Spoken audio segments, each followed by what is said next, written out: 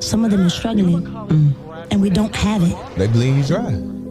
They literally bleeding you dry, and then give you an advantage. Music is over convoluted right now. It's too much. It's too many. Everybody want to be an artist. There's so many sectors in the entertainment business. The artist is the last to get paid.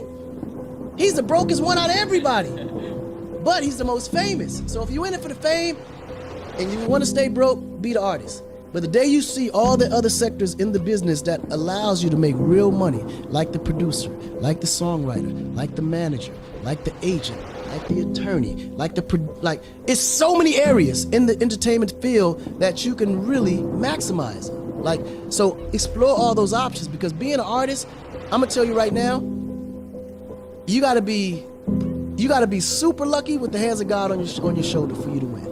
It's actually the odds of you being an artist successfully famous in the top 100 is almost like winning the lottery. But one thing I'm gonna tell you right now, music is the worst investment you can ever make.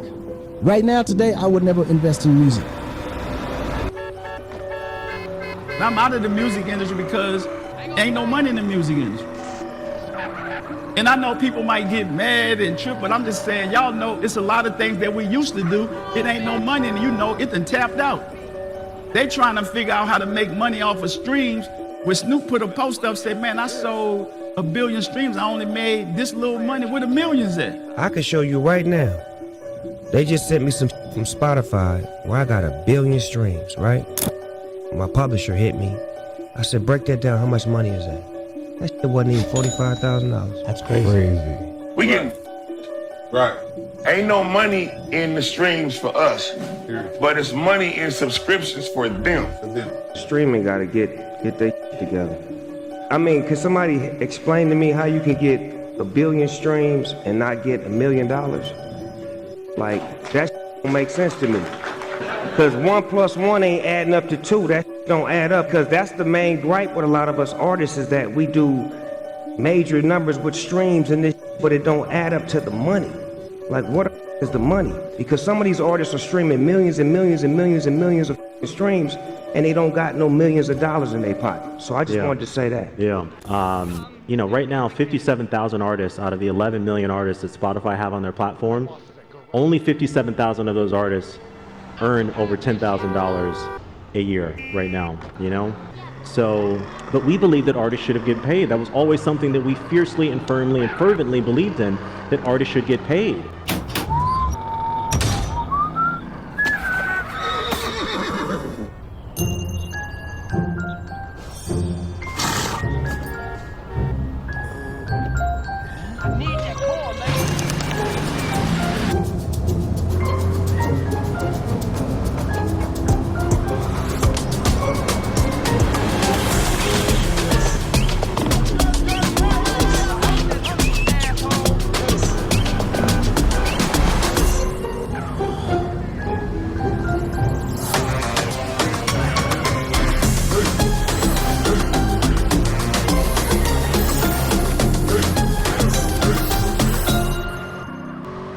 Heartburn is caused by stomach acids rising.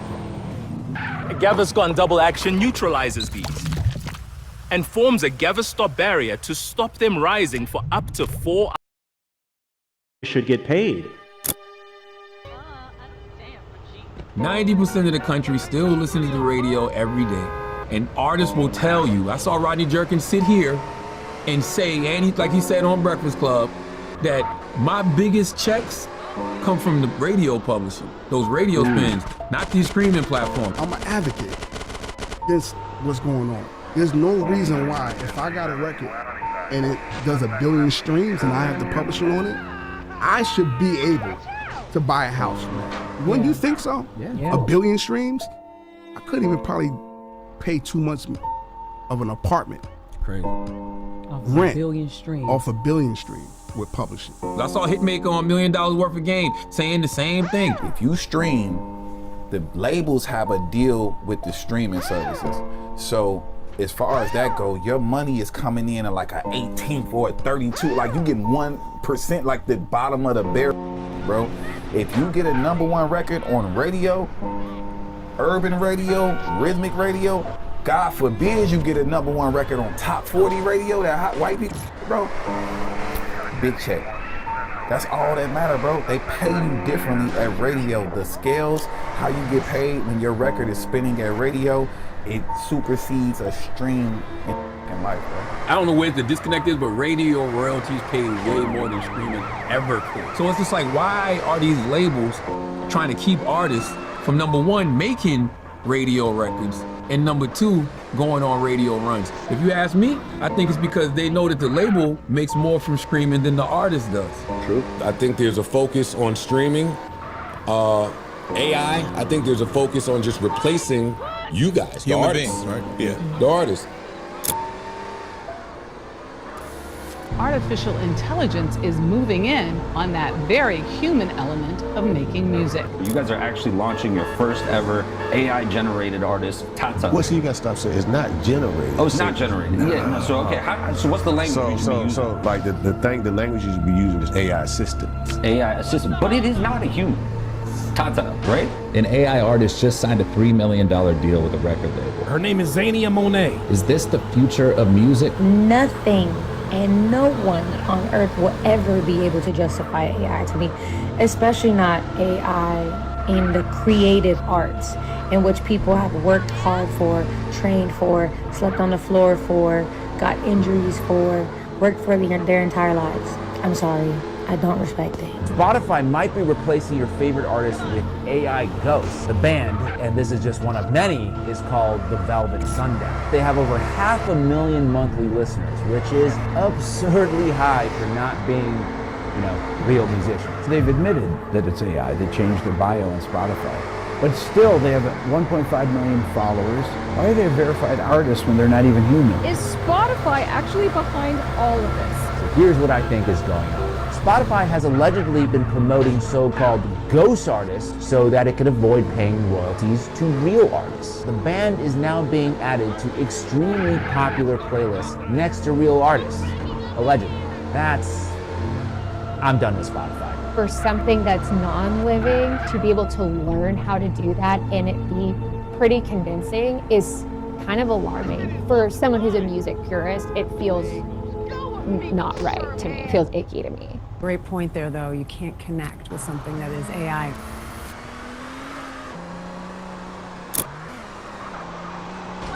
How to check if someone's spying on you? Actually, it's pretty simple. If you notice any of these signs, it's time to check your phone. Here's what to look for. Your phone overheats or the battery drains quicker than usual. Your phone is slower than usual. You notice suspicious apps or pop-ups. If you've noticed any of these, here's what you need to do. Step 1, install the Malwarebytes app from the App Store. Step 2, run a free security scan that finds and removes any spyware, malware, or hidden viruses. Malwarebytes is award-winning and trusted by millions. It's also incredibly easy to use and one of the most effective security apps out there. Install Malwarebytes today and keep your phone safe from hackers.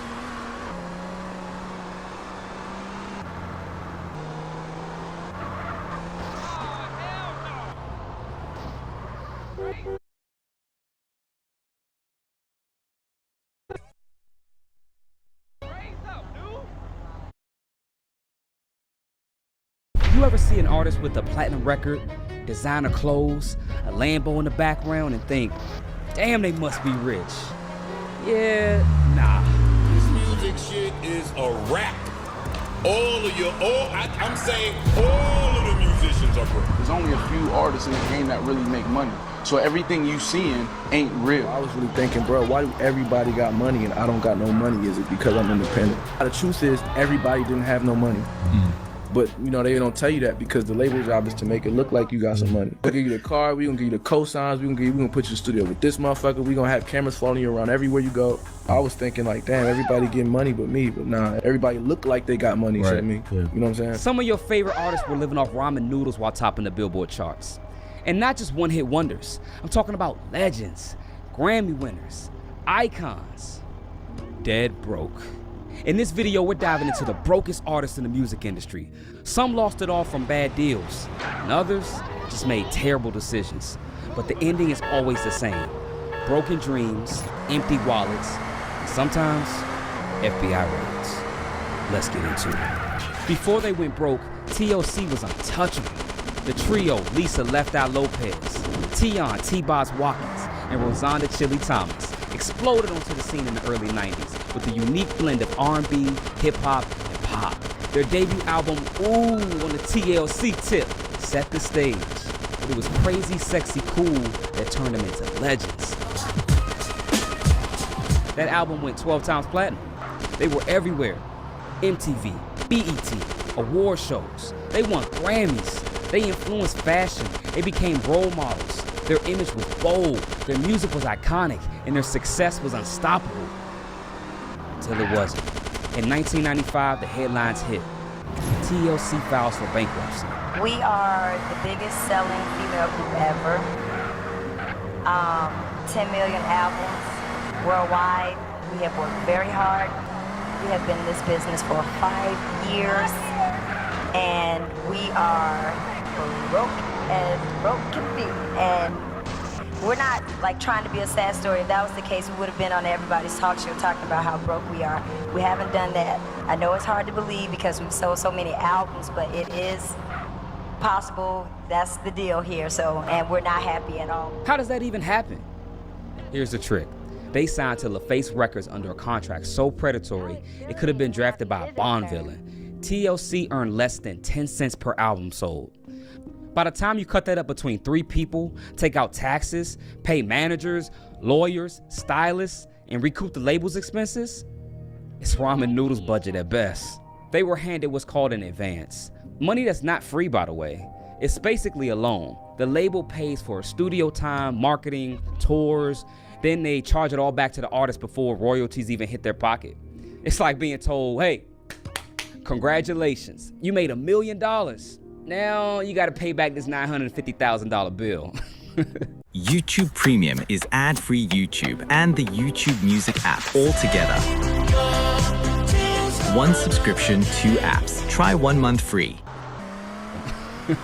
Here's the kicker. While TLC was struggling, their label execs were becoming millionaires.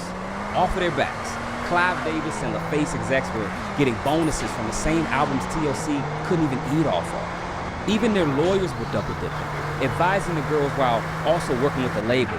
It was a textbook case of exploitation disguised as opportunity. This wasn't just bad business. This was a system designed to trap young, talented black women into signing their rights away before they even knew what publishing was. Lisa Left Eye Lopez literally broke it down on national TV. The group was selling out stadiums, breaking records, and each member was walking away with only $50,000. Meanwhile, the label executives, they was eating filet mignon off their platinum plaques. This is how a group can sell 10 million records and be broke. And everyone get ready to do your math. Okay, there are 100 points on the album. TLC had 7. Every point is equal to 8 cents. All right? 7 times 8, 56 cents. But as time went on, we learned a lot. That means every time an album gets sold, TLC gets 56 cents. So 10 million records, $5.6 million. Seems like a lot of money. Well, it's not a lot of money when the record company has spent $3 million to record your album. And in the record business, we pay all costs back to the record company. We pay recording costs, video costs. So now we have $2.6 million left. Well, guess what? When you have that much money, you're in about the 47, 48, 49% tax bracket. So that immediately gets deducted to $1.3 million. Then you split the rest 3 ways. You got about $300,000 a piece, if that. Okay? $300,000. I can buy a nice house with that. And what am I gonna pay my bills? Left Eye said it best. This is how a group can sell 10 million albums and be broke. Let that sink in. T-Pain didn't just make hits. He rewired the sound of modern hip-hop and pop. Before him, autotune was mostly used to discreetly correct pitch. And after him, it became a stylistic weapon. From Buy You a Drink to Bartender, to every feature in the mid-2000s, his voice wasn't just recognizable, it became the sound of the entire era. And that's not an exaggeration. Without T-Pain, there's no Kanye West on 808s and Heartbreak. There's no Travis Scott space crooning over dark trap beats. No Future melodic mumble rap. Even Kanye admitted it. T-Pain walked so he could 808. It really came down to the same fact of what Kanye told me. Like, you know, he'd said to me that 808s and Heartbreaks is Rapper Turn Singer. Because Rapper Turn Singer was a bunch of love songs with a ton of bass in them. And I'm making love songs with bass, love songs being the heartbreak, 808s being the bass. So, in a sense, we just kind of remade Rapper Turn Singer, but, you know, in all honesty, just like Kanye said, he just had a better marketing plan. At one point, T-Pain was so dominant that if you were an artist without a T-Pain feature, you were probably just waiting for one. He was everywhere. Grammys, BET, MTV, Billboard. And behind all of it, he was raking in what he said was over 40 million. Then, lost it all. T-Pain went on a now legendary interview circuit explaining how he blew through every dollar. When you say you was broke, you had like $0 broke? I had to borrow money to get my kids burgers. Wow. Yeah. After having, what's the most you ever had in the bank at one time? 40 million. Jesus Christ. How do you have a hairline? My God. 40 million to zero? Real estate deals gone wrong. A $1.2 million Bugatti that kept breaking down. Jewelry, chains, custom speakers, and a stripper pole in the living room. He admitted he didn't invest. He didn't budget. He trusted the wrong people. Eventually, the money dried up. He said at one point he couldn't afford to take his kids to Burger King. If I would have had the information beforehand, I would have done better in my career. I would have been bigger. I would have gone broke. I would have never done anything. But everybody before me that I had to look up to, they were just like, no, this is great. Once you start rapping, it's just money all the time. Nothing's ever gonna happen bad. Nothing bad's ever gonna happen. Your family's not gonna come after you. Nothing's gonna happen. Imagine going from Billboard #1s to struggling with fast food money. But unlike some others, T-Pain got real about it. He got on Twitch, started producing his own music again, toured smart, and became an advocate for financial literacy. His comeback was humble, honest, and a warning to artists of today. He said, don't just get money, learn how to keep it. Before the money problems, B.O.B. looked like he was headed for Rap Pop Hall of Fame. In 2010, he dropped B.O.B. Presents The Adventures of Bobby Ray. And it blew up. He had major hits with Bruno Mars, Nothing on You, Haley Williams' Airplanes, Rivers Cuomo, Magic. Every single felt like a summer anthem. He wasn't just getting radio spins, he was crossing genres, collaborating with rock stars, performing on award shows, headlining tours. But behind the scenes, the checks weren't checking. B.O.B. eventually came out and said it plainly.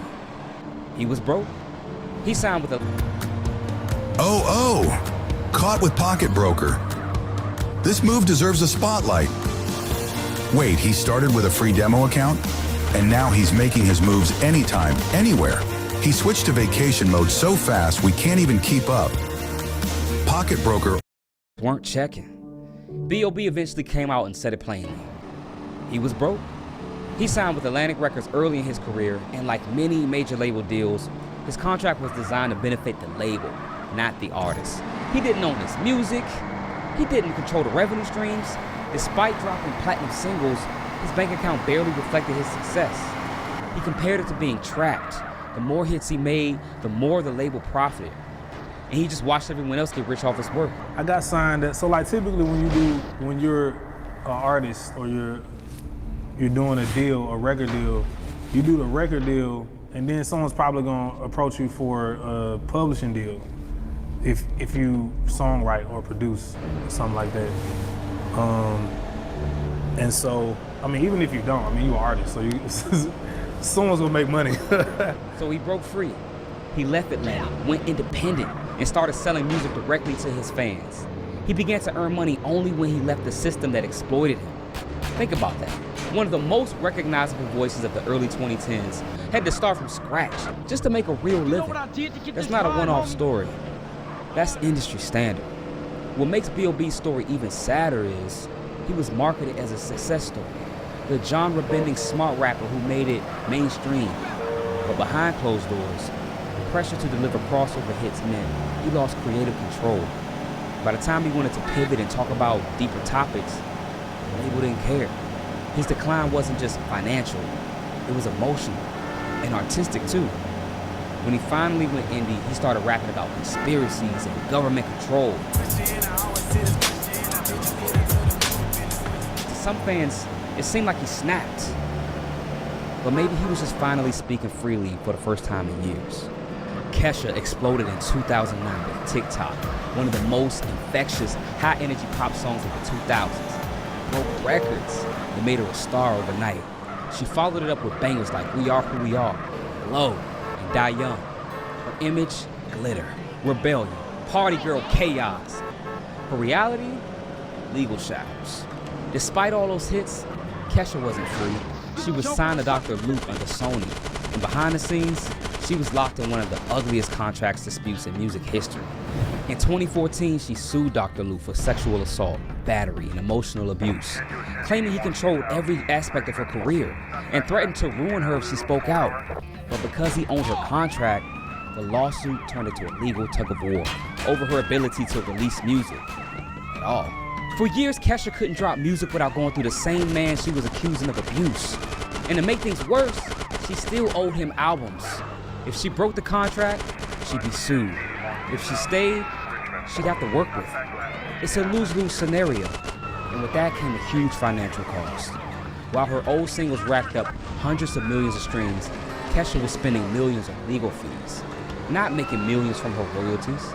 She was one of the most famous women in pop, but she couldn't fully tour, promote, or even release music the way other artists could.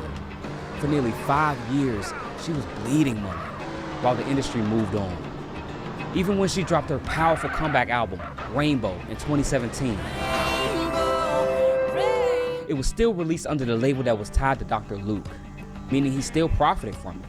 She was literally paying the man she was trying to escape from. Kesha's story isn't just about financial downfall. It's about how an artist at the top of the charts can be creatively and financially imprisoned by bad contracts and legal entanglements. And here's the real kicker. TikTok was once the most downloaded digital single in history. It made tens of millions, but the person who sang it barely saw any of it. Before the memes, Bow Wow was a superstar. He was discovered by Snoop Dogg at the age of 6 and later signed by Jermaine Dupri. By the time he was 13, he already dropped his debut album, Beware the Dog. It went triple platinum. He was the few child rappers who actually transitioned into mainstream fame. He starred in movies like Mike, Roll Bounce, Lottery Ticket, had endorsement deals. He was all over 106 & Park and even hosted it for a while. Bow Wow wasn't just an artist, he was a brand. But somewhere between the glow up and the grown-up phase, the money started to vanish. Despite being a household name for nearly a decade, Bow Wow started making headlines for all the wrong reasons. In 2017, he posted a photo on Instagram implying that he was flying on a private jet. A fan quickly exposed them, because see, they were on the same commercial flight. The internet exploded. I got caught. Yeah. Now it's as simple as that. I was fake flexing, I got caught. No, I was not a coach. I was on a Delta flight in first class. Can't explain it enough. Didn't think nothing of it.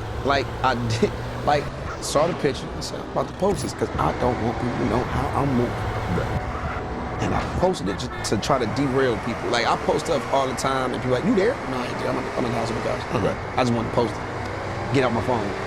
What's it called? A dump. Yeah. Get it out. On this particular day, I posted. I'm like, cool. I can go to sleep now. People don't know.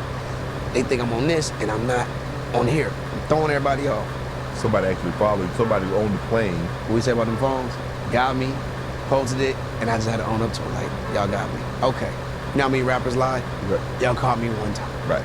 I will never do this again. Right. It's over. The Bow Wow Challenge was born. People posted fake flexes, mocking celebrity culture. But it wasn't just funny, it was revealing. Bow Wow had allegedly been leasing most of his luxury cars, was sued multiple times for unpaid show fees, and owed thousands in back taxes. His finances weren't lining up with the image he projected. In interviews, he admitted often he felt pressure to maintain a lavish lifestyle, to stay relevant. Because in the music industry, perception is currency. And for someone who grew up in the spotlight, the idea of looking broke might have been scarier than actually being broke. Bow Wow's fall is also a reflection of what happens when you grow up in the spotlight with no blueprint. He started in the music industry before he was even old enough to drive. He never had a childhood, a financial mentor, or even a moment to pause and plan. Everything was about staying hot. And when your brand is tied to always having it, there's no room for failure, even privately. It's why so many child stars end up in similar cycles. Too much fame, too soon, and no safety net when the lights fade.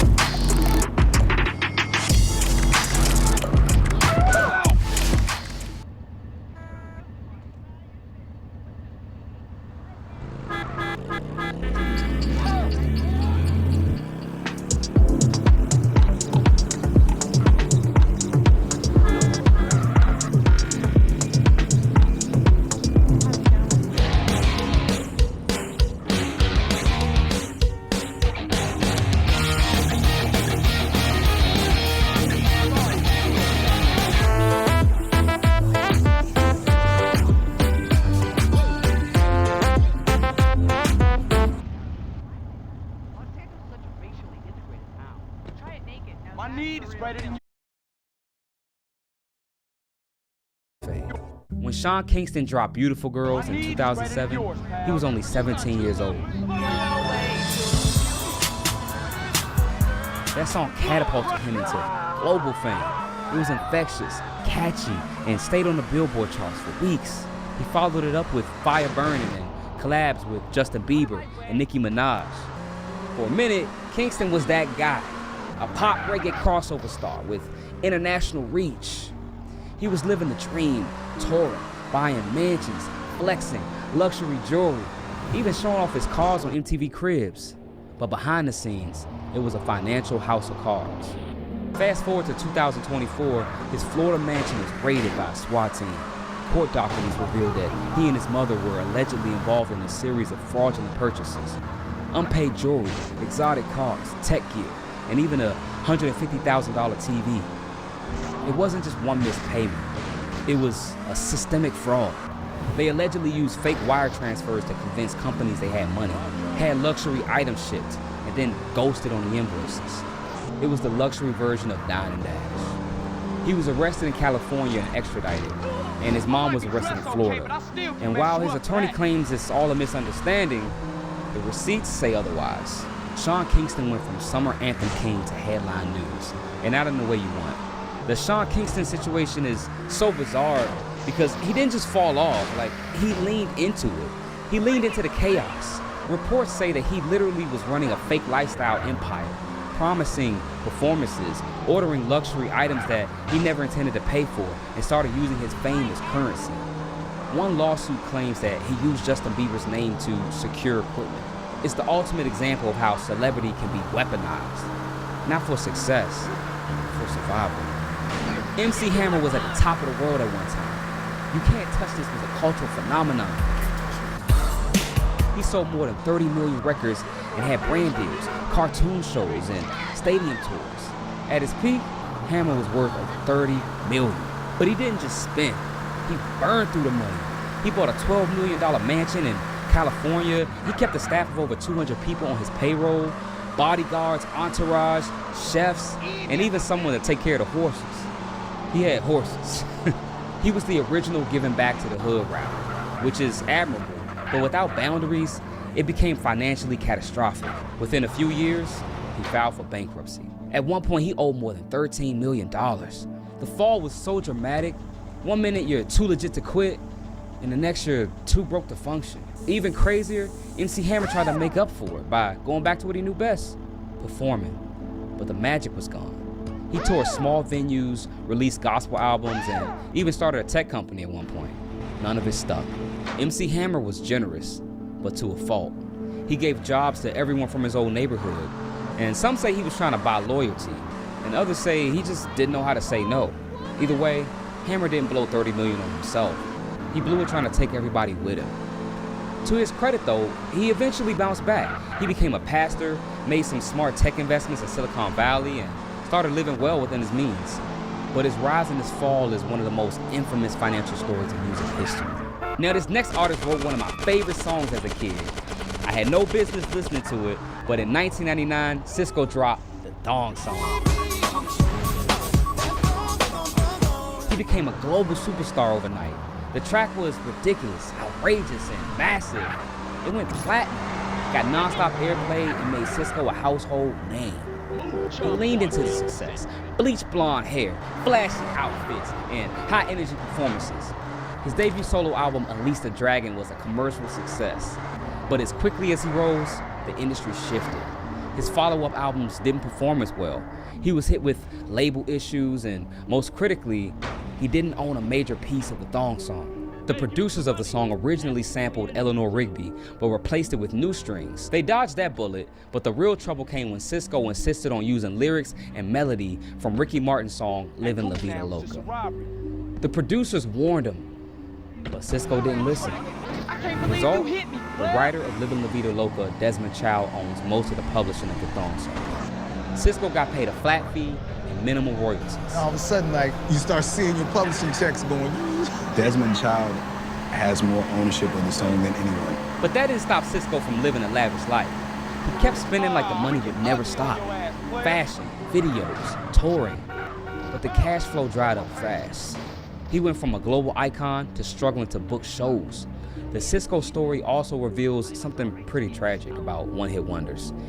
Even when you make that song, the kind everyone remembers, if the publishing and licensing isn't in your name, it doesn't matter. The track made millions for the label, the writers, the producer. But Sisqó, he only made a fraction. Years later, he admitted he had financial regrets and made poor business decisions. It's the classic case of blowing up without a financial game plan. Tony Braxton was the voice of the 90s. Get out, trash! This first class isn't for a beggar like you.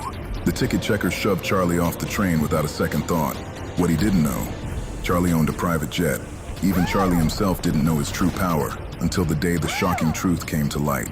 Pay $1 million within an hour, or go meet your foster mother in heaven. The CEO of the hospital threatened Charlie and walked away. Charlie hesitated there, not knowing what to do. Aunt Lena had raised him in her orphanage. Now she was dying. Charlie decided to swallow his pride and beg his in-law, who had hated him from the first day. Grandma, could you lend me $1 million? Aunt Lena from the orphanage has kidney failure and needs money for treatment. The entire Wilson family was stunned. Everyone stared at Charlie in disbelief. It's Mrs. Wilson's birthday. Not only had he not prepared any gifts, but he even dared to ask her to lend him $1 million. Is he out of his mind? 3 years ago, the late Mr. Wilson had found Charlie from who knows where and insisted on marrying him to his eldest granddaughter, Claire Wilson. At the time, Charlie was penniless, much like he was now. After the two got married, the old master passed away. Since then, the Wilson family had been blowing up without a financial game plan. Toni Braxton was the voice of the 90s. Deep, sultry, emotional. She made heartache sound expensive. Her 93 album sold over 10 million copies. And then came Unbreak My Heart, one of the biggest ballads of all time. She had Grammys, platinum plaques, sold out tours, and one of the most iconic voices in R&B. Then she filed for bankruptcy. Not once, twice. Her first bankruptcy came in 1998, right after her career-defining run. She had sold over 15 million albums worldwide, yet she only had $2,000 in her checking account. It was a classic music industry trap. She signed a contract with guess who? LaFace Records. They gave her less than 35 cents per album. After all the label fees and recoupment and management cuts, the label made tens of millions. She got scratched. And the real twist, she couldn't even perform her own songs. During the bankruptcy, the judge barred her from touring because the rights to her music were technically owned by the creditors. Imagine being world famous and not being able to sing the songs that made you famous. But it gets worse. In 2010, after recovering, restarting her career, and getting back on TV, she filed for bankruptcy again. It's reported she owed between $10 and $50 million in unpaid debts. Why? She was living a lavish lifestyle. had unpaid taxes, but also she was facing legit medical issues. She was diagnosed with lupus, a chronic autoimmune disease, and had to cancel shows, which meant losing tons of income. She said she was sick, couldn't perform, and still had to pay for stylists, dancers, and a tour bus that she didn't use. At one point, Toni had to auction off her awards, furniture, and the rights to her royalties just to pay bills. She lost the rights to some of her biggest songs and still kept getting labeled as difficult or bad with money. Toni Braxton's story isn't just sad, it's infuriating. She had talent, the sales, the fame, and the industry still ate her alive. Because in music, it's not about how much you make, it's about how much you own. The music industry is brutal. It doesn't matter how famous you are. If you don't own your music, manage your money, or understand your contracts, you can end up broke with a plaque on your wall. I'm out of the music industry because ain't no money in the music industry. And I know people might get mad and trip, but I'm just saying, y'all know it's a lot of things that we used to do. It ain't no money, and you know it done tapped out. They trying to figure out how to make money off of streams. When Snoop put a post up, say, man, I sold 1 billion streams, I only made this little money. Where the millions at? We knew where our money from because we had tangible goods. And that's why I got into the product game. We could actually have tangible goods. I told people all the time, product outweighs talent. Product gonna be around when we not here. Michael Jordan is still successful because of the shoes, not because of him shooting balls into the hoop. That been over. So the next time you see a rapper in a Lambo and a $100,000 chain, just remember just how you have to pay back the money on your credit card. That artist has to pay back that advance. You see, in the music industry, the richer they look, the broker they might be. Now, one artist that didn't go broke is Michael Jackson.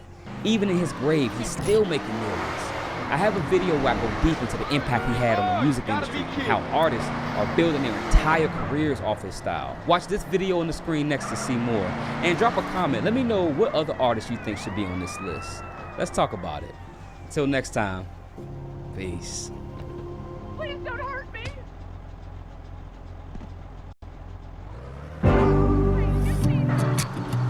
They're not coming to this planet, right? Oh, no.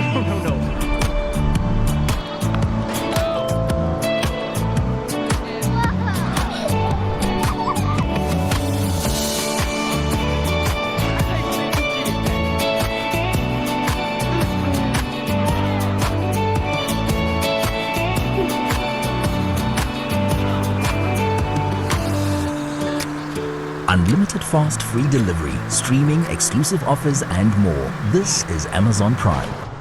Did you know that Jik removes more types of stains than you think? They got a bit carried away, didn't they?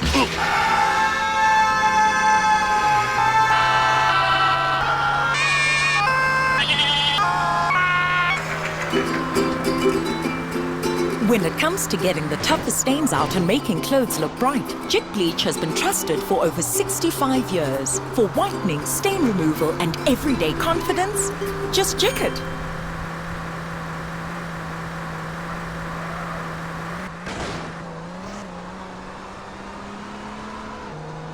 Good luck.